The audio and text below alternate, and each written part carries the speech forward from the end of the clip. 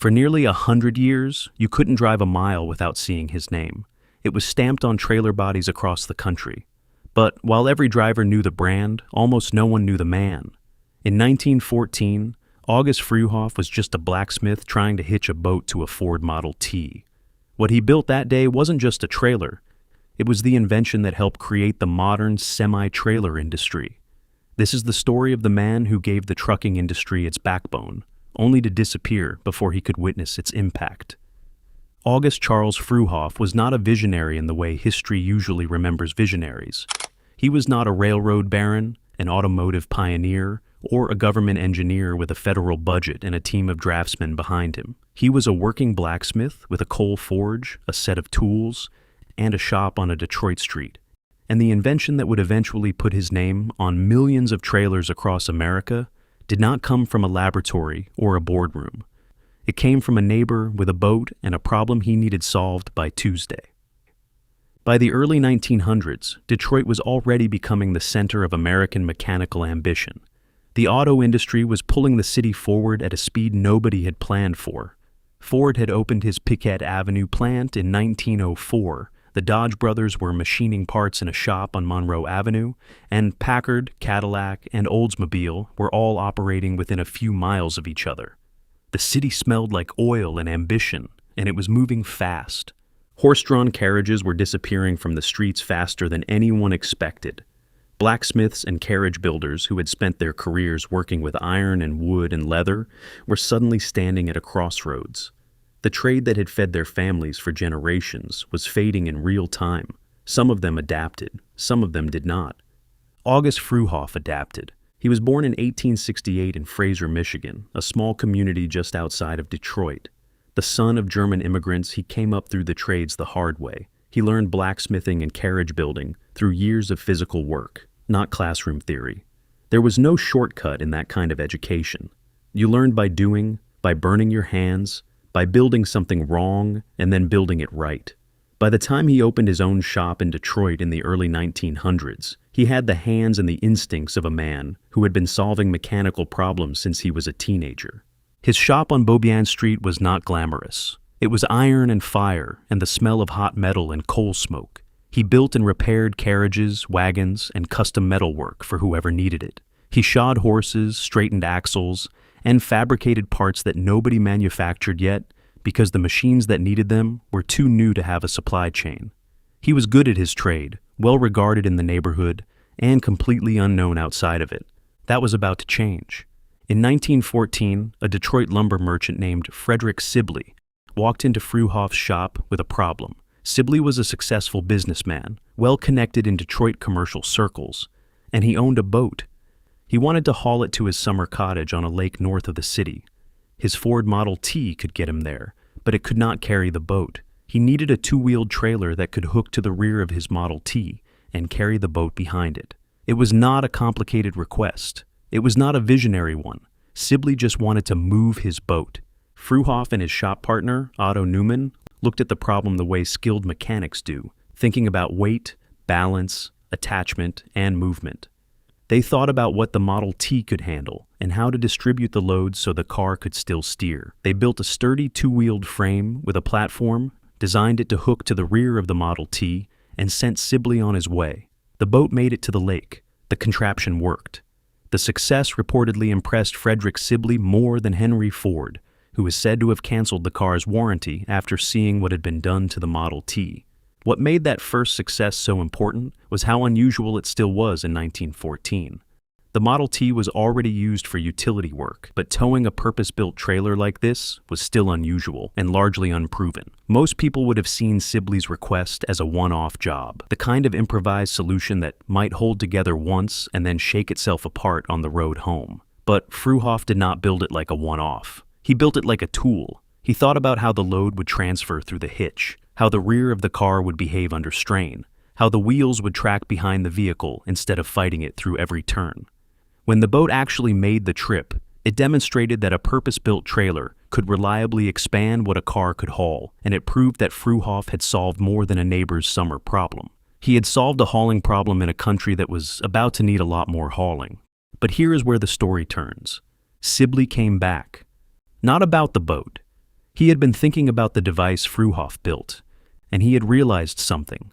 If that same basic idea could carry a boat, it could carry lumber. Sibley was in the lumber business. He moved wood constantly from yards to job sites, across the city and beyond. Detroit in 1914 was a city under construction, with new factories, new housing, and new commercial buildings going up on every block. The demand for lumber was relentless, and moving it efficiently was a real competitive advantage. He asked Fruehauf to build him a version that could haul a load of lumber behind a truck. Fruehauf built it, and Sibley understood immediately what he had.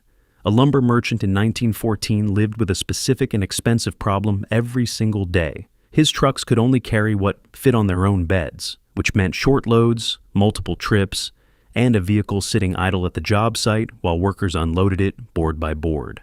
Every hour that truck spent parked at a delivery was an hour it was not back at the yard picking up the next load.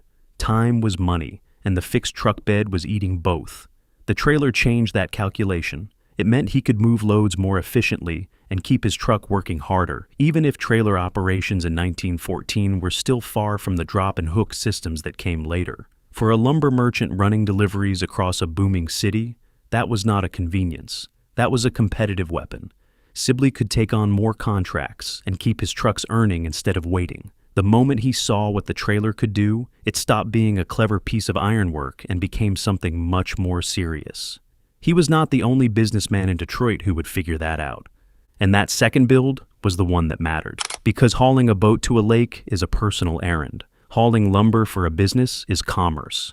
The moment the trailer carried a commercial load, it stopped being a custom favor and started being a tool. What Fruehauf had built was a semi-trailer, not a full trailer, which carries its own weight on axles at both ends. A semi-trailer carries part of its weight on the towing vehicle and part on its own rear axle or axles.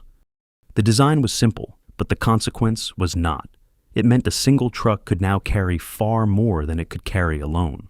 It opened the door to a very different way of moving freight.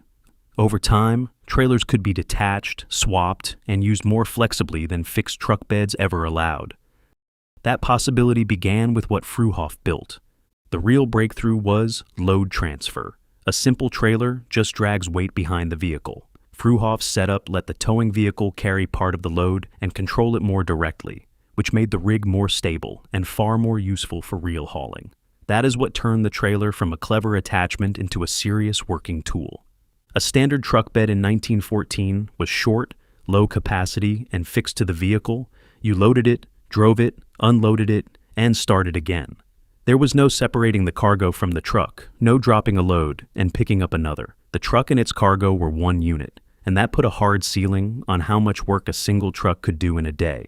They were useful for short hauls and local deliveries, but they could not compete with rail for volume or distance. The railroads still owned freight in America, and trucks were a supplement, not a rival. The semi-trailer changed the math. A truck with a semi-trailer could carry loads that a standard truck bed could not touch. It could reach places a rail line never went, pulling up to a factory door, a farm gate, or a warehouse loading dock in a town the railroad had never bothered to serve.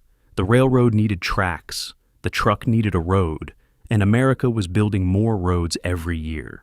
Every mile of improved road made Fruehauf's invention more valuable, and every new customer who saw what the trailer could do sent word back to the shop on Beaubien Street. Word moved fast in the trades. Other businesses saw what Sibley was doing with his lumber trailer and wanted the same thing. A contractor needed a flatbed that could carry steel beams. A manufacturer needed something that could move finished goods from a plant to a warehouse across town. A hauler working the docks needed a way to move cargo without transferring the load twice. What Fruehauf was really selling now was not just a trailer, but time. Time saved at the loading dock and job site. Time saved every time a truck could get back on the road faster than it could with a fixed bed. That was the advantage businesses felt immediately. And once they felt it, they started ordering. Not a flood of them at first, but enough to tell Fruehauf that this was not a one-off job.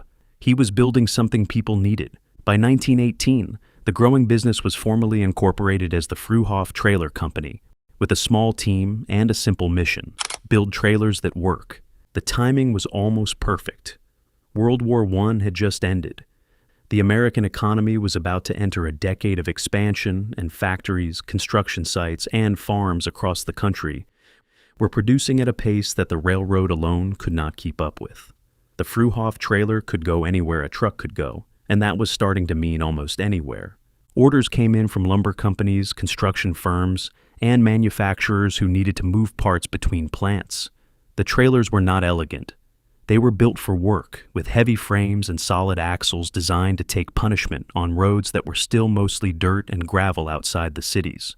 Michigan's rural roads in the early 1920s were not engineered for heavy loads. Spring thaws turned them to mud, summer heat cracked the surfaces, and a loaded trailer could sink to its axles in the wrong conditions.